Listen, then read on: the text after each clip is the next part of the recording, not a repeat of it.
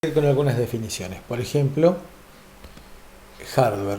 Hardware es la parte física de nuestro sistema embebido, los componentes electrónicos, la plaqueta, la fuente de alimentación, el gabinete, ese es el hardware. Por un juego de palabras típicos de los sajones, hard es duro, entonces crearon el concepto de software, que es la parte blanda o suave, y haciendo solamente el juego de palabras hard, soft. Serían los programas, es decir, el conjunto de instrucciones y datos que se corren, que se ejecutan sobre ese hardware. Y para los sistemas embebidos en particular, apareció un término que es firmware y que quiere significar que es el software guardado en una memoria no volátil, como es la de un microcontrolador, la memoria flash de un microcontrolador, a diferencia del software, que es el que se corre normalmente sobre una PC y que está cambiando de acuerdo con la aplicación de que se trata. En el caso del firmware, se busca tener placas que sean universales o similares a universales y que permitan adaptarse a múltiples aplicaciones. De esta manera, utilizando algunas de las placas que hemos visto anteriormente, podemos llegar a ahorrar mucho tiempo en el proceso de diseño utilizando un componente, un equipo o parte de él que ya esté diseñado, armado y probado, y luego de que mi firmware funcione sobre ese equipo, luego armar mi placa en primer lugar de prototipo utilizando los componentes que realmente necesito. Probablemente en la placa que utilice yo para el desarrollo, ya prefabricada, armada, comprada en un distribuidor, tenga componentes que no vaya a utilizar en mi producto definitivo, pero mientras estoy diseñando el hardware puedo estar llegando a probar el firmware utilizando alguna placa similar a la definitiva que vaya a emplear. ¿Cómo se encara el diseño de un sistema embebido? Bueno, vamos a hablar un poco de las distintas etapas, desde la introducción al objetivo, al estado del arte, la problemática, los criterios de diseño y algún caso de estudio. ¿Cuál es el estado del arte? El estado del arte quiere significar emplear herramientas o conceptos que sean los que nos permitan desarrollar hardware y firmware de una manera profesional, simple, económica y con la menor cantidad de fallas que sea posible minimizar. Ahí tenemos dos frases que vienen del inglés y la primera de ellas es KISS, que es Keep it simple, stupid. Quiere significar hacer las cosas sencillas. Cuando hay algo que sea demasiado complejo, casi seguramente en alguna etapa del diseño nos hemos equivocado y hemos pasado por alto alguna solución que fuera más simple. Y la otra opción es el Design for Excellence, DFE, que quiere significar cuando empezamos el diseño tener bien en claro lo que queremos hacer y tener bien en claro cuáles son las consideraciones técnicas más importantes del diseño en cuanto a componentes, características, etc. Entonces KISS, dijimos que quería decir Keep it simple, stupid, o bien una presentación un poco más académica que es Keep it short and simple, hacerlo corto y simple. Comenzó a usarse en Estados Unidos con el proyecto Apolo. Uno puede llegar a buscar en YouTube algunas historias, algunos videos de lo que fue el diseño del proyecto Apolo, las primeras salidas del ser humano fuera de una cápsula. Y si pensamos lo que era la tecnología hace 50 años, realmente era milagroso que eso pudiera funcionar. Y era la razón por la cual se utilizaban técnicas muy especiales que fueron producto de grandes reuniones, diseños y grupos de trabajo que buscaron metodologías que hicieran confiable todas las variables, pero terriblemente increíbles para aquella época, que tenían que ponerse manifiesto por una necesidad política que era la de tratar de poner el primer hombre en la Luna, y una competencia entre Estados Unidos y Rusia, Unión Soviética en aquella época. Los principios vienen desde mucho antes, desde el siglo XIV, y que fueron retomados, la idea de hacer las cosas cada vez más simples por nada menos que Da Vinci, Newton y Einstein, entre tantos otros. Quiere significar KISS que tenemos que dividir, formar un proyecto, dividirlo en partes pequeñas, y el ejemplo que utilizamos siempre es una historia de fines de la década del 80, que teníamos en el partido de San Martín un centro de desarrollo internacional que era el que tenía Siemens en Ruta 8 y Camino de Cintura. Y ahí se desarrolló una central rural, que en aquella época no existía la telefonía celular aún, estaba recién en ensayo en algunos lugares, y que era una orientación de central para, como el nombre indica, pueblos rurales. Un concepto muy interesante en aquel momento para comunicar estancias o puntos muy alejados con las ciudades, y que no se justificaba tender 15 kilómetros de cable para un solo cliente.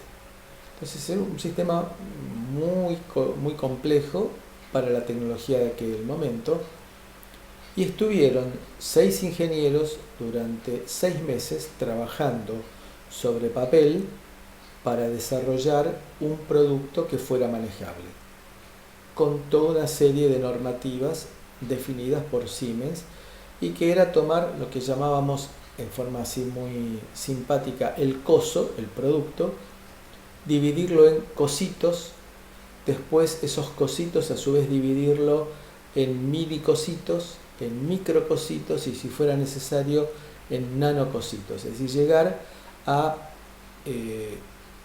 porciones de proyecto que fueran manejables por reducidos grupos de personas, porque trabajar con muchas personas es muy complicado y es casi inmanejable. Entonces se hacía dividir grupos, y que cada grupo tuviera un micro cosito o un nano cosito, y que fuera manejable por ese grupo. Por supuesto que eso requería una organización metodológica, de decir cuáles eran las variables de entrada, cuáles eran las variables de salida, cuál era la norma de prueba de esa función que se estaba desarrollando, de ese hardware que se estuviera desarrollando. Es un claro ejemplo de buscar que el proyecto esté constituido por partes simples. Ver claramente cuáles son las partes esenciales del proyecto y cuáles las accesorias, para que en una de esas se me va demasiada energía en las accesorias y que pueda reformular el proyecto y simplificarlas. Rechazar lo rebuscado e innecesario. Entonces hay que buscar soluciones y no crear problemas con un proyecto. DFE es la abreviatura de Design for Excellence, que implica diseño para excelencia, tanto en la manufactura, en la elaboración, como en el ensamblado, con técnicas, criterios y normativas que digan cómo tiene que fabricarse, cómo tiene que ensayarse. Piensen ustedes que en China se fabrica esos multímetros hechos sobre una base de cartón, y también se fabrican los iPhone y las iMac, evidentemente manejándose con distintos criterios de fabricación. La excelencia también incluye la confiabilidad, la parte de pruebas y de mantenimiento de service, el desarmado y el rearmado cuando sea necesario, o transportar o o reparar con el uso y la operabilidad, que algo muy importante hoy en día, que sea reciclable, que sea amigable con el entorno, es decir, que sea verde. Y también, por supuesto, la calidad y el costo, que tienen que estar adecuadamente vinculados. La logística, y en el caso de que sea un producto exportable, las normativas internacionales que tiene que cumplir para poder ser exportado. Lo que se busca es implementar aquellos ítems que sea imprescindible para el producto final, para lo cual hay que tener en cuenta algunos factores como la idiosincrasia del diseñador, como el medio en el cual se va a desarrollar, y el contexto del diseño propiamente dicho. Entonces eso es lo que me va a permitir a mí seleccionar cuáles son los ítems realmente posibles de implementar para llevar este proyecto de la mejor forma. Hay que documentarse, hay que darse cuenta de que uno no tiene que reinventar la rueda, sino que tiene que buscar poner el producto en el mercado en el menor tiempo posible. Hay múltiples casos de productos que se demoraron en aparecer en el mercado y esa demora significó que el producto no fuera comerciable y que terminó en un fracaso. Para lo cual hay que no creerse que uno tiene que empezar desde cero, hay que saber manejar el ego y pensar que cuanto antes yo tenga el producto en venta, más probabilidades de éxito voy a tener. Hay que ver la película Jobs, por ejemplo, para ver cómo se demoraba la aparición de la primera Macintosh en forma innecesaria, quizá por falta de método, y que llegó demasiado tarde, un año después de lo que apareció la PC, y eso logró que la PC se posicionaría mucho mejor desde el comienzo en el mercado. Siempre se dice que con un buen dinero se puede conseguir un buen terapeuta que sepa manejar mis problemas de ego, buscando que el producto sea comercializable y que sea un éxito por aparecer pronto. Tenemos que buscar también ayuda de terceros como hojas de datas completas con fe de ratas, es decir, con rectificaciones que vayan apareciendo con el tiempo, utilizar notas de aplicación, buscar ejemplos de diseño que haya. Hoy en día tenemos la herramienta tan poderosa que es Google y algunas otras equivalentes, pero del ámbito puramente técnico, desde el Google Scholar hasta otras herramientas pagas que nos permiten buscar indexando en bibliotecas exclusivamente técnicas. Cuando uno busca sin criterio Cortex en Google, aparecen el 90% son referencias a la corteza cerebral. Entonces, búsquedas técnicas bien específicas se pueden llegar a hacer con software gratuito, o también hay software especializado pago para la búsqueda técnica. Manuales de usuario de productos que nos sirven de base o similares, manuales de referencia técnica, etc. Es decir, documentarse adecuadamente. No es vergonzoso utilizar la experiencia de otros para montarme y hacer un producto mejor que el otro. Esto me permite a mí poder ganar mucho tiempo, porque cuando me empiecen a aparecer problemas voy a tener documentación de otros problemas que tuvieron y de otros problemas que ya fueron resueltos. La búsqueda es un medio y no un fin. Algunos comentarios prácticos. Cuando buscamos algo, por ejemplo, googleamos algo, lo que solemos hacer es lo que encontramos, los documentos que encontramos, los guardamos en un directorio diciendo que después los vamos a leer. La experiencia indica que después no los vamos a leer. Por lo tanto, la recomendación es, cuando buscamos en Google alguna serie de documentos sobre un tema específico, darles una primera ojeada para ver si nos sirven o no sirven. Si no nos sirven, descartarlos directamente, no dejarlos para ver después. Si creemos que nos sirve, mirarlos un poco más detenidamente a ver si efectivamente nos sirve, porque hicimos primero una vista superficial o a vuelo de pájaro. Y cuando estemos convencidos que nos sirve, en ese momento recién guardarlos. La búsqueda tiene que hacerse con sentido común y con criterio, no guardar para leer después,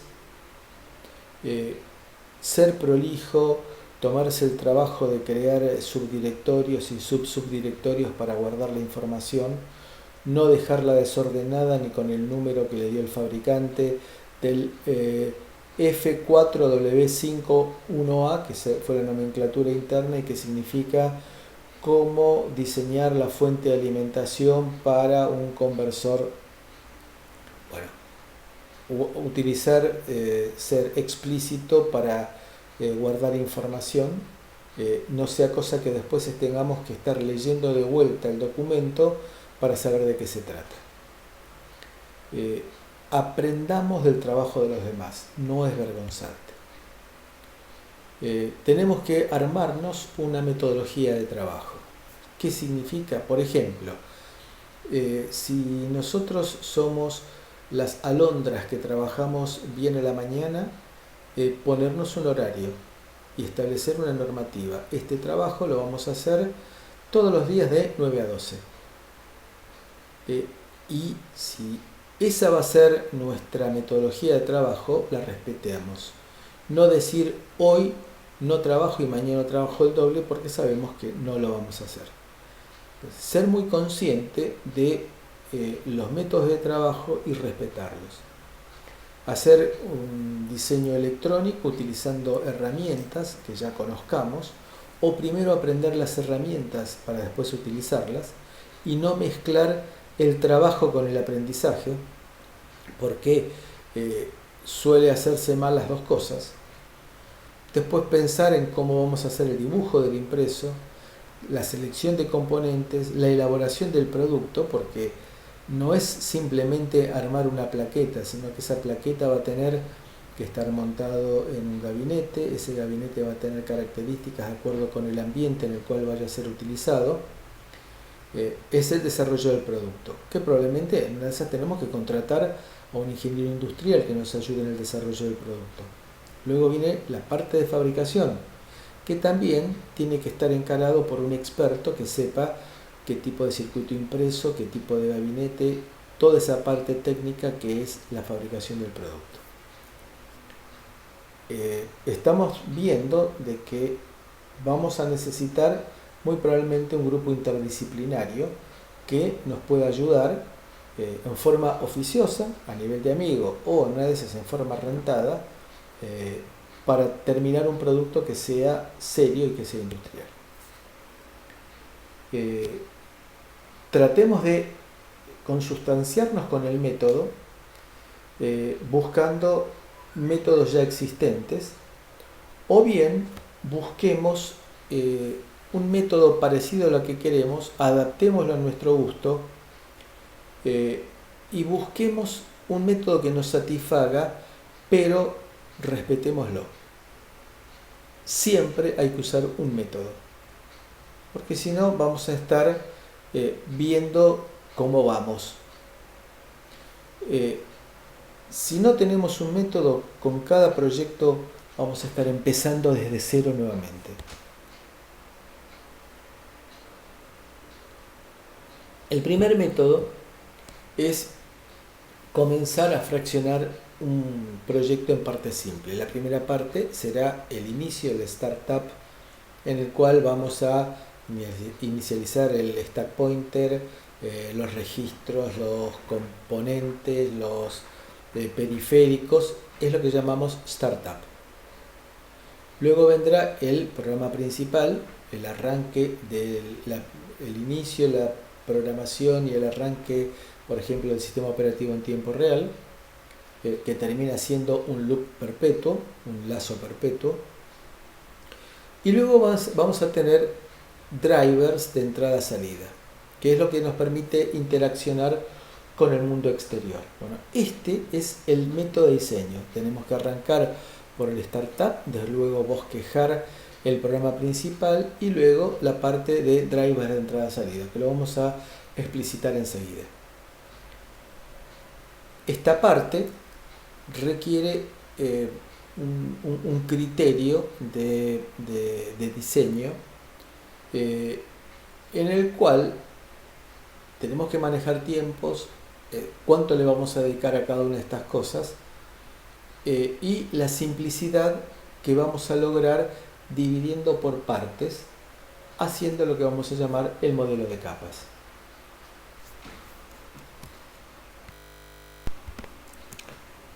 Bueno, ¿en qué consiste el método que vamos a proponer nosotros?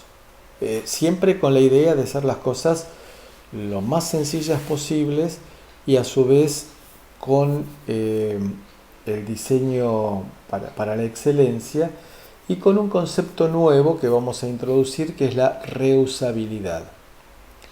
Significa desarrollar una vez y facturar muchas veces, lo cual es absolutamente lícito. Esto significa que en lugar de diseñar cada vez un teclado matricial, vamos a hacer un trabajo mayor con el diseño de un teclado de M por N, en lo cual luego tengamos que simplemente recompilar dándole con un numeral define de filas 5, el numeral define columnas 4, con lo cual simplemente recompilando convertimos un teclado genérico en un teclado de 5×4. También esta reusabilidad nos va a permitir tener nuestra propia biblioteca de partes de proyectos ya funcionando y lo que estamos tratando de introducir ahora dentro de nuestro concepto de método es la utilización de dispositivos, de partes, de objetos que nos permitan la sincronización entre distintas partes del firmware de un proyecto. Son flags, o que ahora los vamos a llamar, en este curso los vamos a llamar semáforos, que significan banderas, banderines, que nos dicen alguna situación en particular. Por ejemplo, que el programa ya pasó por esta subrutina antes. O que me dicen que la impresora está ocupada. Esos son banderas, flags, semáforos que antes de hacer una operación, como por ejemplo escribir sobre una impresora, voy a ver si ya está ocupada porque alguna otra tarea está escribiendo. Vamos a tener también variables. En el concepto de variable de un conjunto de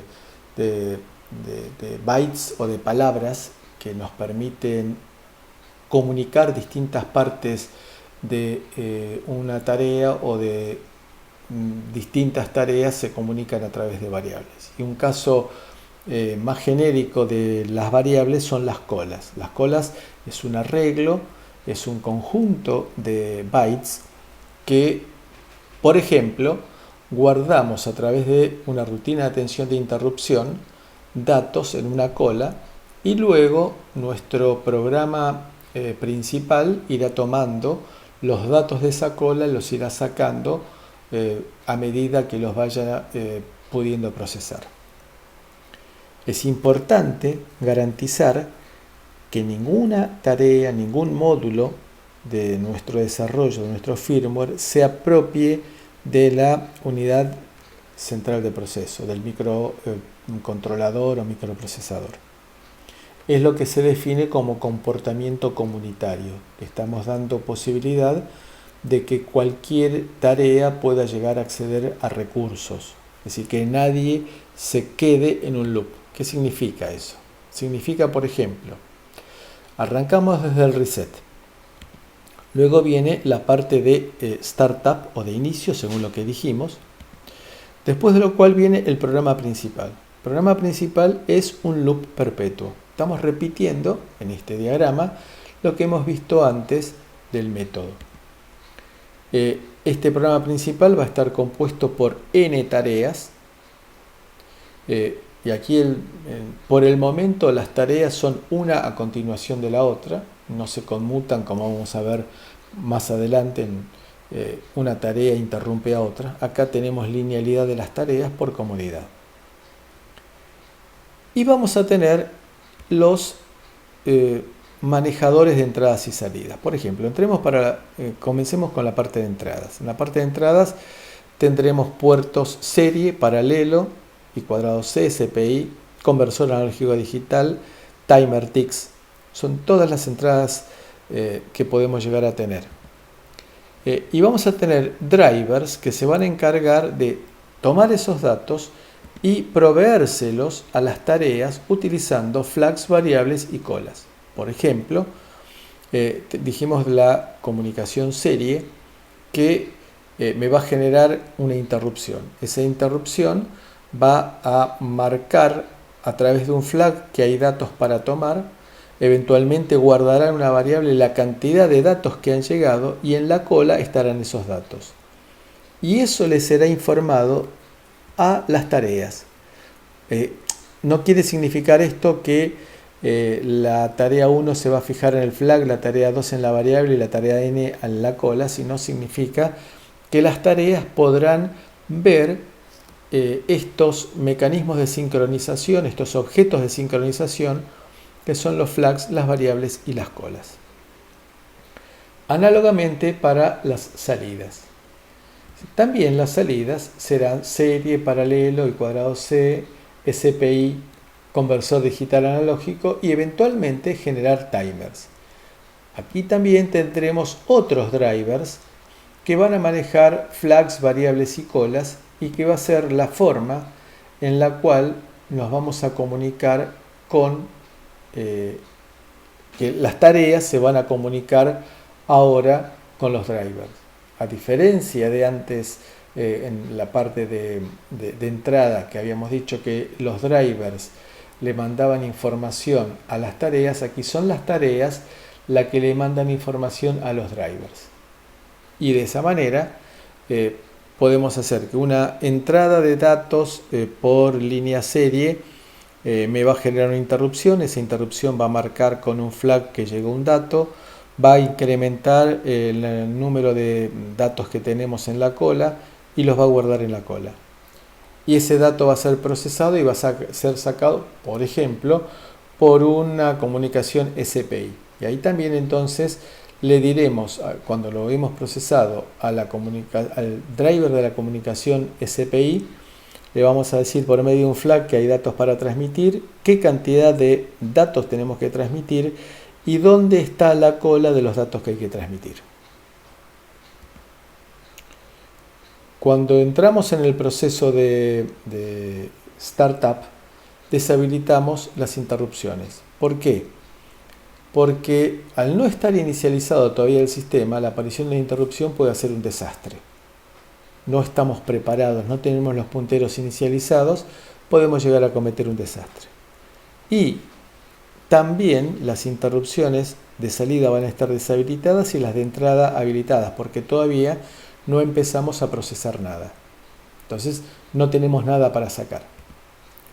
En el caso de que la cola está llena, deshabilitamos interrupciones para que no sigan entrando datos. Y bueno, los que lleguen se perderán. Los que lleguen una vez que se deshabilitó porque la cola está llena, se perderán. Es un criterio. El otro criterio podría ser seguir guardando datos y que los más viejos que no fueron procesados se pierdan. Eso forma parte del criterio del diseñador. Análogamente para la salida, aquí lo grave es la cola vacía. La cola vacía, si no tengo nada para transmitir, deshabilito interrupciones. Y me las va a habilitar alguna de las tareas cuando detecte que hay datos para transmitir hacia la salida. ¿Qué significa que ningún módulo, ninguna tarea sea propia de la CPU? Quiere significar que la forma de trabajar es, por ejemplo, quiero imprimir datos sobre una impresora. Pregunto, ¿la impresora está libre? Si la impresora está libre, imprimo. Si la impresora no está libre, salteo la acción de enviar datos a la impresora. A la vuelta, como dijimos de que esto en definitiva es un loop, un lazo gigantesco, volveré a preguntar hasta que se libere la impresora. Lo que no se debe hacer es quedarme esperando a que la impresora se libere. Si la impresora se rompió, se quedó sin papel o se cortó la comunicación, me voy a quedar con el sistema colgado porque no voy a pasar nunca a hacer la acción. Esto es lo que llamaríamos comportamiento egoísta, a diferencia de esto que es el comportamiento comunitario. El criterio de diseño es que tenemos que definir tiempos con respecto al periodo del procesador, al ciclo del procesador, y ver cuántas instrucciones puedo llegar a ejecutar. Dividir el tiempo de interrupción con el tiempo de programa principal. Entonces, el tiempo de interrupciones debe ser típicamente un 10% del tiempo total del procesador. Si las interrupciones me llevan más tiempo que el 10%, significa que elegí mal el procesador y tendré que cambiar por un procesador que ejecute las instrucciones en menor tiempo, es decir, a mayor velocidad. Entonces, forma parte del criterio de diseño. También tenemos que tener en cuenta, de acuerdo con la velocidad del reloj del procesador, cuáles son los tiempos máximos que voy a poder llegar a tener con un byte, con 2 bytes o bien con 4 bytes de acuerdo al ciclo. Si pensamos en 100 mega instruction per second, MIPS, estos son los tiempos de los que tardaría un loop en ejecutarse. ¿Cómo puedo hacer para mejorar el método? Es conveniente hacer un sistema de capas.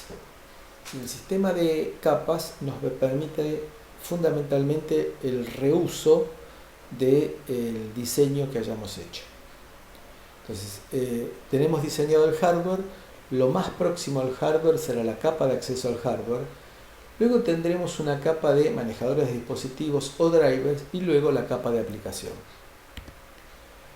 Tenemos que la idea de dividir la solución en capas nos permite llevar un mismo proyecto migrarlo de un dispositivo, de un microcontrolador a otro, y la idea es, tenemos el hardware, luego tenemos una capa de vinculación con el hardware que incluye la capa de acceso a periféricos del núcleo, por ejemplo timer, por ejemplo la parte de control de interrupciones, timers seguro tenemos, la capa de acceso de dispositivos periféricos, como por ejemplo podría ser el conversor analógico digital, no forman parte del núcleo, y después funciones para los periféricos de acceso. Todo esto es una capa que está pegada al hardware y permite que enviemos datos al hardware y que el hardware nos envíe datos. Luego tenemos los device drivers, que son los encargados de comunicarse con esta etapa intermedia de acceso a periféricos y a dispositivos, a periféricos del núcleo y a periféricos de tipo dispositivo. También los device drivers se comunican con esta capa intermedia y esta capa intermedia se comunica con los device drivers. Y por último tendremos la capa de aplicación. Esta capa de aplicación se comunica con los device drivers y los device drivers se comunican con la capa de aplicación. Lo que está prohibido es que la capa de aplicación se comunique directamente con el hardware, porque estaríamos rompiendo la portabilidad, estaríamos haciendo una aplicación para el hardware, y la idea es justamente lo contrario. La idea es que al cambiar el hardware yo tenga que cambiar solamente esta interfaz intermedia, la que vemos aquí en verde, mientras que la aplicación y el device driver se mantengan.